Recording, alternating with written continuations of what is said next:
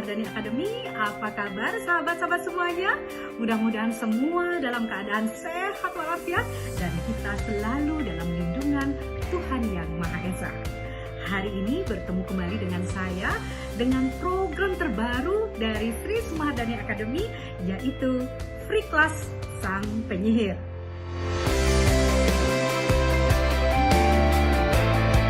Materi-materi yang saya sampaikan di Free Class Sang Penyihir adalah best practice dari pengalaman sebagai pembicara, presenter, MC, marketing, dan pengalaman praktis lainnya yang saya gabungkan dengan teori-teori yang pernah saya pelajari. Sahabat-sahabat semuanya, kita tiba pada sesi terakhir di materi public speaking, yaitu sesi ke-20.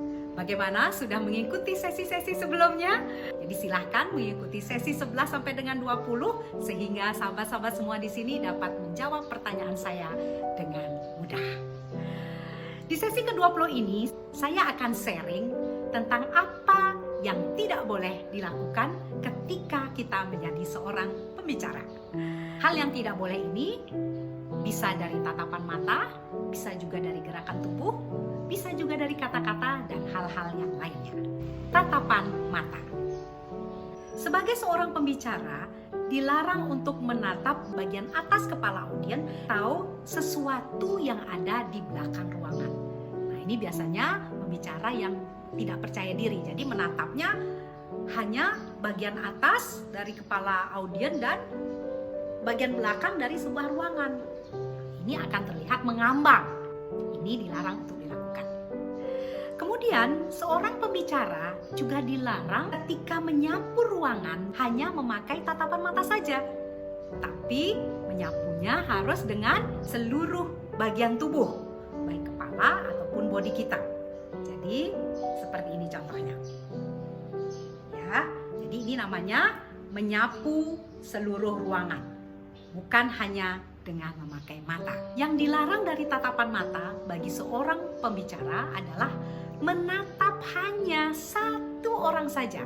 Sering ini terjadi. Jadi ketika seorang pembicara tidak percaya diri, dia hanya menatap satu orang. Mungkin satu orang ini adalah orang yang dikenal, atau orang ini adalah orang yang perhatian kepada dia. Jadi hanya dia saja yang ditatap. Ini juga dilarang. Janganlah kita sebagai pembicara menatap audiens dengan tatapan mata yang kosong. Sering ya kita lihat pembicara tidak connect, kembali lagi ke sesi-sesi sebelumnya. Tidak connectnya seorang pembicara karena tatapan matanya yang kosong.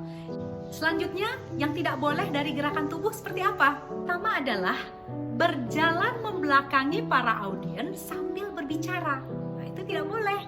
Jadi ketika audiens kita ada di belakang kita, kemudian kita berjalan, kita masih men-sharingkan sesuatu kepada mereka atau kita masih mengeluarkan kalimat-kalimat. Ini dilarang. Boleh berbicara sambil berjalan, tapi kita sedang menghadap kepada audiens. Boleh ke kiri, ke kanan, atau ke depan. Yang penting kita masih menatap para audiens. Jadi yang tidak boleh lakukan adalah kita berbicara sambil berjalan ketika membelakangi para audiens. Gerakan tubuh yang tidak boleh adalah bergoyang-goyang. Jadi hari ini saya akan sharingkan. Nah, ini sering terjadi ya. Makanya saya ingatkan kembali ke sahabat-sahabat semuanya, silahkan latihan di depan cermin untuk berbicara. Dari sanalah kita akan tahu apakah kita sering bergoyang-goyang seperti ini. Jadi ini sebenarnya untuk menghilangkan rasa grogi, keluarnya dengan bergoyang-goyang. Ini dilarang sebagai pembicara. Kemudian lawannya membatu, terlalu kaku. Begini kaku sekali, gini aja terus, tidak noleh ke kiri, tidak noleh ke kanan, membatu ya seperti patung. Gerakan tubuh ini juga sangat dilarang. Melangkah dengan gerakan standar atau monoton. Contohnya, ke depan satu langkah, ke belakang satu langkah, ke kiri satu langkah, ke kanan satu langkah. Dan ini monoton ya dilakukan. Seperti itu terus ya. Ini juga dilarang. Hal ini kembali lagi ke alam bawah sadar. Kalau kita terbiasa seperti itu, ini dilarang untuk dilakukan ketika menjadi seorang pembicara. Kemudian ada yang paling populer adalah membungkuk sambil kedua tangannya ini atau salah satu tangan masuk ke dalam saku. Nah, ada yang seperti itu sahabat-sahabat semuanya? Untuk menjadi seorang pembicara yang menyenangkan, tolong hal ini dihindari karena tampilan kita kurang menarik. Lain halnya kalau masukkan saku terus memberi hadiah, itu beda lagi. Itu dari gerakan tubuh. Nah, dari kata-kata apa yang tidak boleh dilakukan?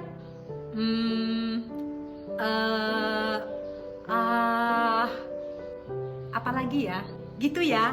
Masih mikir ya kata apa selanjutnya? Itu paling membuat orang tidak nyaman untuk mendengarkannya. Pasti pertanyaannya adalah terus bagaimana menghilangkan?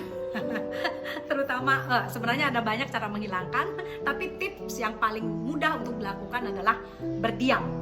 Jangan mengeluarkan suara. Lebih baik kita terdiam sebentar, mikir sebentar, kemudian baru keluarkan apa yang akan kita katakan.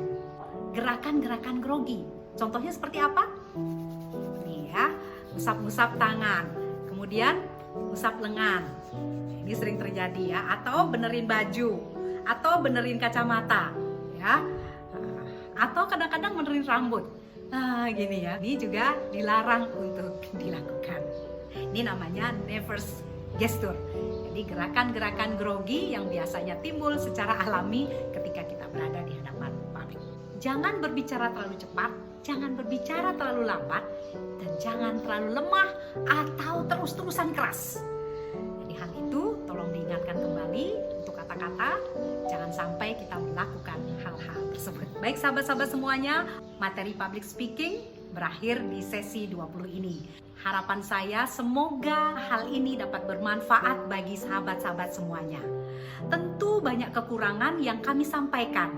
Jadi ketika Anda belum puas dengan apa yang saya sampaikan di sesi 1 sampai dengan 20 ini, silahkan hubungi manajemen kami untuk training lebih dalam lagi di materi public speaking dengan Sri Sumahardani Academy.